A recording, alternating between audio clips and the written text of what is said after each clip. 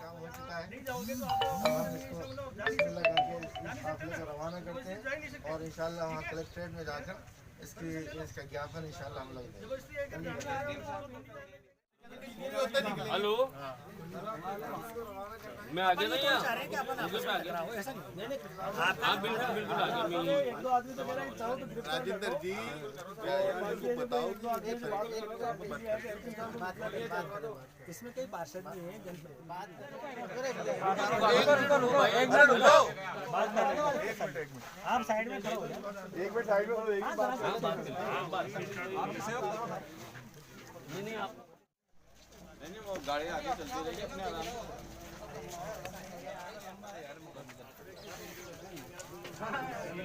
असल में क्या है कि रूट हमने कल डिक्लेयर मुकदमा दर्ज करो और मुकदमा दर्ज करते भूख हड़ताल बैठो, हमारे टेंशन में बैठ जाएंगे हम।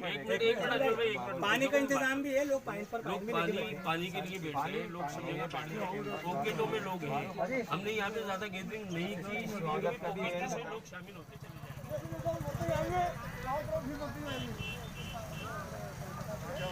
लाइव कर दो ना।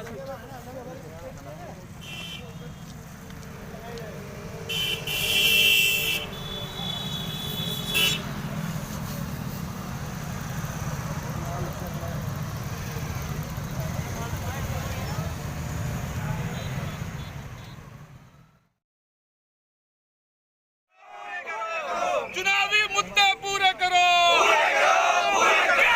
तेरी तानाशाही नहीं चलेगी, नहीं चलेगी, तेरी तानाशाही नहीं चलेगी, नहीं चलेगी।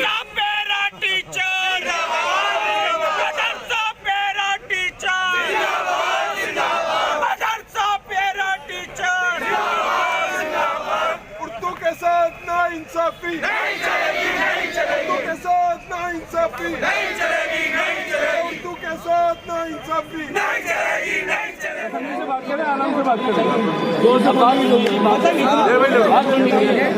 मतलब जरा से ऊंचे रहिए प्रशासन को, चिल्ला कर रहो कुत्तों की तरह। तो बैठ जाएंगे ना, अपन बैठ जाएंगे, कब तक बैठेंगे? आना चाहिए ना, आना चाहिए ना यार। अगर वो नहीं आते हैं कलेक्टर आएगा। अरे हे काम चलते, अरे जहाँ पर है वही चलो। 12 नंबर आदमी वही है,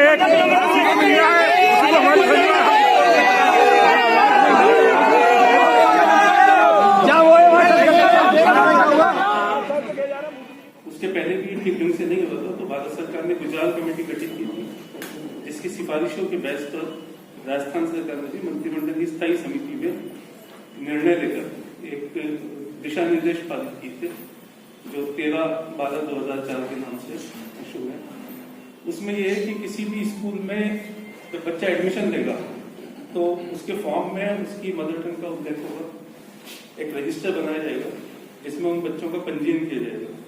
जैसे ही क्लास में 10 बच्चे, स्कूल में 40 बच्चे हो जाएंगे, संस्था प्रधान स्कूल खोलने की डिमांड उन बच्चों की मर्जी के अनुसार, पेरेंट की मर्जी के अनुसार जिला शिक्षा अधिकारी करेगा। जिला शिक्षा अधिकारी प्रारंभिक जो टीचर है, 1 से 8वीं तक जो पढ़ाएगा, उसकी स्वीकृति स्वयं देने में सक्षम है, दे देगा। तो सेकंड ग्रेड टीचर है 9-10 के लिए, उसकी स्वीकृति विभाग देगा। रैली और क्या विरोध प्रदर्शन क्या आज?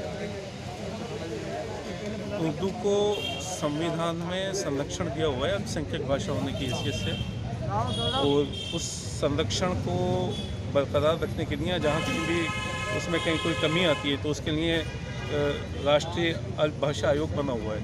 उसी संबंध में गुजराल समिति का गठित करके उसकी सिफारिशें भारत सरकार को गई। भारत सरकार ने वो स्टेट को भेजी और राज्य सरकार ने उन सिफारिशों के आधार पर 13/12/2004 को कुछ नियम लागू किए। उन नियमों के संबंध में मंत्री जी वो जो शिक्षा विभाग है हमारा, वो जिस तरह से काम होना चाहिए हो नहीं पा रहा है, जिसकी वजह से अल्पसंख्यक बड़ी संख्या में जिन विद्यालयों में है वहाँ उर्दू के पद उनको नहीं मिल रहा है। तो उर्दू के पद नहीं होने के कारण उनका उर्दू का शिक्षण बाधित हो रहा है। इससे उर्दू जो भाषा है, जो जिसका भारत की आज़ादी में एक बड़ा योगदान था, उसके साथ एक तरह से भेदभावपूर्ण व्यवहार हो रहा है। इसके विरोध में और मदरसा पैरा टीचर्स जो थे उनको परमानेंट करने का काम कांग्रेस ने अपने मैनिफेस्टो में लिया था, लेकिन 2 वर्ष होने के बावजूद भी उस पर कोई निश्चयपूर्वक कोई कार्रवाई नहीं हुई। तो इसलिए शमशेर बालू खान जी 1 नवंबर 2020 से पदयात्रा पर निकले हुए हैं। वो चूरू से दांडी तक की लगभग 1100 किलोमीटर की पदयात्रा करेंगे। आज 15-16 दिन के बाद उनके 500-600 किलोमीटर की यात्रा पूरा होने के बावजूद भी सरकार द्वारा कोई कार्रवाई इस पर नहीं की जा रही। तो उनके समर्थन में और उर्दू के जो पद हैं वो विद्यालयों में सृजित करने के लिए, मदरसा पैदा टीचर्स को स्थायी करने के लिए और राजकीय महाविद्यालयों में उर्दू के पद बढ़ाने के लिए आज टोंक में भी दांडी मार्च निकाला गया और जिलाधीश महोदय से निवेदन किया गया कि शमशेर बालू खान के साथ पूरा राजस्थान है और पूरा राजस्थान जो है वो ये चाहता है कि उर्दू के साथ नाइंसाफ़ी ना हो। यदि ये नाइंसाफ़ी जारी रही तो ये भी है कि एक बड़ा आंदोलन की संभावना बनी। कलेक्टर से क्या आश्वासन मिला है आपको? कलेक्टर साहब ने हमें आश्वासन दिया कि टोंक से संबंधित जो समस्याएं हैं उन पर वो सहानुभूतिपूर्वक विचार करके निर्णय लेंगे और जो हमारा ज्ञापन है वो अपनी टिप्पणी के साथ राज्य सरकार को भेजेंगे। आगामी क्या रहेगा रोपवे का? यहाँ सब लोग बैठकर तय करेंगे। हस्ताक्षर अभियान चल सकता है। इसके अलावा जो अलग अलग पार्टियाँ, अलग अलग तंजीमें हैं वो अपने स्तर पर अभियान चला सकती हैं और एक बड़ा अभियान भी चलाया जा सकता है। कोविड-19 की गाइडलाइन की वजह से हम अभी फ़िलहाल बड़ा आंदोलन का वोट बैंक रहा है और आज कांग्रेस के विरोध में मुसलमान उतरा, क्या कहेंगे? मैं तो ये कहूँगा कि इस उर्दू ने ही भारत को आज़ादी दिलाई है। इस उर्दू को मान सम्मान मिलना चाहिए। इस उर्दू ने ही इस देश को पहचान दी है। इस उर्दू को मान सम्मान मिलना चाहिए। भालू खान को मान सम्मान मिलना चाहिए। मुसलमान समाज को मान सम्मान मिलना चाहिए, क्योंकि हिंदुस्तान की पहचान ही उर्दू है और इस उर्दू में सारे संविधान, सारे डॉक्यूमेंट्स उर्दू में हैं। फिर इस उर्दू से भेदभाव क्यों? हम इसका विरोध करते हैं। जब तक हमारा हक नहीं मिलेगा हम लड़ते रहेंगे। कांग्रेस के पार्षद हो, कांग्रेस के विरोध में आप उतरे हो, आज क्या कहेंगे इस पर? देखिए, कांग्रेस हो चाहे बीजेपी हो, कांग्रेस एक विचारधारा का नाम है और कांग्रेस का अगर संविधान है, कांग्रेस के संविधान में ये है कि उनका दबे कुचले लोगों का, अल्पसंख्यकों का हक लेने की। लेकिन कांग्रेस अपनी विचारधारा से अभी भटक चुकी है। जो चुनावी वादे थे, जो मैनिफेस्टो थे, मुस्लिम समाज के लिए थे। 99% मुस्लिम समाज कांग्रेस के लिए वोट करता आया है और लड़ता आया है और कांग्रेस को जिंदा रखता हुआ आया। लेकिन आज उसके साथ नाइंसाफ़ी ना तो किसी पार्षद, ना किसी पदाधिकारी के तौर पर, नहीं एक मुस्लिम समाज के तौर पर, एक मुस्लिम नुमाइंदे के तौर पर ना काबिल बर्दाश्त है। हम गहलोत सरकार से यही कहना चाहते हैं कि आप होश में आए। जो मैनिफेस्टो किए थे, आपने जो वादे किए थे, मदरसा पैरा टीचर का नियमितीकरण है, उर्दू के साथ जब भेदभाव था, आप विपक्ष में थे तो आप हमारे साथ थे। आज पक्ष में आते ही डोडारा सर जी को क्या हो गया कि संघधारी जो अधिकारी हैं, जो निदेशक हैं, उनकी बातों को तवज्जो दी जा रही है और लाखों सैकड़ों जो मतदाता हैं कांग्रेस के पक्के, उनकी बातों को इग्नोर किया जा रहा है। हम ये भेदभाव बिल्कुल बर्दाश्त नहीं करेंगे, चाहे हमें सड़कों पे आना पड़े। हम आज हैं, हमारे शमशेर बालू खान भाई जो पैदल पद यात्रा कर रहे हैं, उनके समर्थन के अंदर अगर उन्हें सरकार को, इस निरंकुश सरकार उनको कुछ हो जाता है तो हम इसकी ईंट से ईंट बजा देंगे।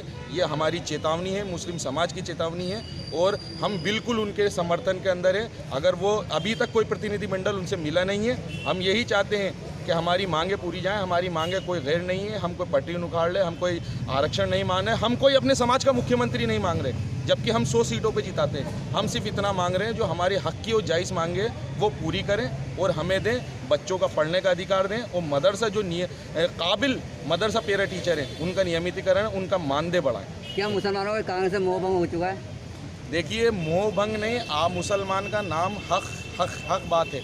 हक पे लड़ते रहना ही है तो हम हक पे लड़ेंगे, चाहे हक के परचम तले हैं हम और हक के लिए लड़ाई करते रहेंगे। हमारा हक चाहे हमें दीजिए, वरना हम लेके रहेंगे और हम दूसरी दिगर मज़ाहिब के लिए भी, उनके हक के लिए भी हम लड़ेंगे।